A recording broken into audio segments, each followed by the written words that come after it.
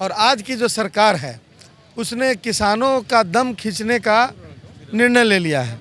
तो मेरे कहने का अर्थ ये है कि ये जो सत्ता पक्ष के लोग चंद बड़े उद्योगपतियों के हाथों बिक चुके हैं और उनके लाभ के लिए नीतियां बना रहे हैं, कानून बना रहे हैं, यह किसान बिल जो है उसका एक हिस्सा है।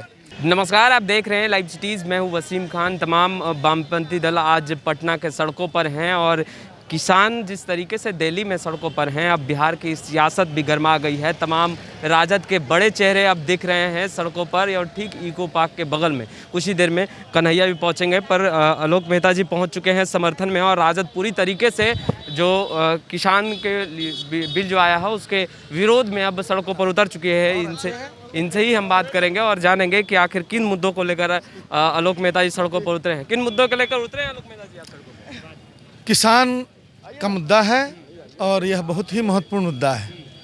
देश की 80% आबादी किसान है और कृषि पर आधारित अर्थव्यवस्था है, लेकिन कृषि सबसे ज़्यादा उपेक्षित रहा है। एक तो पहले से उपेक्षित रहा है और आज की जो सरकार है उसने किसानों का दम खींचने का निर्णय ले लिया है।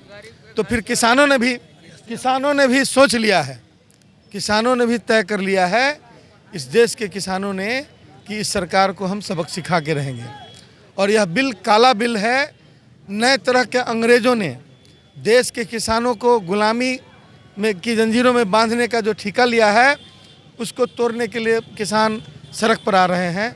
हम तमाम राष्ट्रीय जनता दल और तमाम हमारे वामपंथी साथी इसके विरोध में सड़क पर हैं और अपना प्रजातांत्रिक ढंग से हम लोग इसका विरोध प्रदर्शन कर रहे हैं। माननीय तेजस्वी प्रसाद यादव जी और माननीय लालू प्रसाद जी यादव जी सब लोगों ने इस पार्टी की ओर से और पार्टी व्यक्तिगत तौर पर भी इस आंदोलन का समर्थन किया है।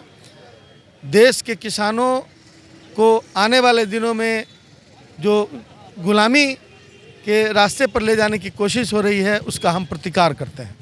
आलोक मेहता जी, आप लोग समर्थन में तो उतर चुके हैं, मगर तमाम जो सत्ता पक्ष के लोग हैं ये आरोप लगा रहे हैं कि विपक्षी खेमा हमेशा से बरगलाता रहा है, अपने दायित्व को भूलता रहा है और इस बार भी वही काम कर रहा है, किसानों को उकसा रहा है और बरगला रहा है। अंग्रेज़ों ने नील की खेती करवाई थी पश्चिमी चंपारण में। यदि उसके पूरे घटनाक्रम को आप देखेंगे तो उसमें और इसमें बहुत अंतर नहीं है। नील आंदोलन महात्मा गांधी ने पश्चिमी चंपारण से शुरू किया था और देश के बड़े आंदोलन का आगाज़ वहाँ से हुई थी। तो मेरे कहने का अर्थ ये है कि ये जो सत्ता पक्ष के लोग चंद बड़े उद्योगपतियों के हाथों बिक चुके हैं और उनके लाभ के लिए नीतियाँ बना रहे हैं, कानून बना रहे हैं, यह किसान बिल जो है उसका एक हिस्सा है। इसलिए ये बात कह के वो अपनी गलतियों को छुपाने की कोशिश कर रहे हैं कि विपक्ष बरगला रहा है। डिस्कशन के लिए भी तैयार नहीं है ये लोग बहुमत का गलत फ़ायदा उठाकर लोकसभा में से लेकर और सरकार स्तर पर तमाम ऐसी हरकतें कर रहे हैं जो जन विरोधी है और आम जनता, देश की आवाम की भविष्य के को बर्बाद करने वाले निर्णयों को इसके माध्यम से ले रही है। सरकार मांगे नहीं मानती तो आगे आप लोग किस तरीके का रुख अख्तियार करेंगे?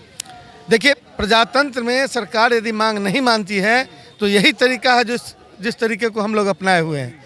लेकिन यदि जिद पर उतर जाए तो जनता भी जिद पर उतर के उन्हें सत्ता से बाहर करेगी।